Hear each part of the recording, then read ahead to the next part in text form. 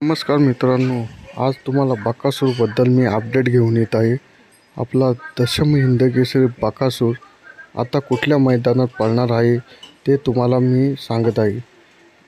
आत्ता काही मैदाने झाले, 3-4 मैदाने झाले आपल्या बकासूरची सतत हार होत आहे. तर आता इथून पुढे बकासूरचं काय नियोजन आहे ते तुम्हाला सांगत आहे.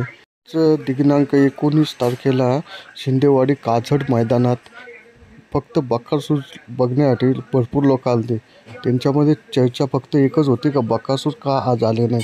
पण मित्रांनो, काही कारणास्तव बकासूरचा पायरा कॅन्सल झाल्यामुळे बकासूर पुढील नियोजनात आहे.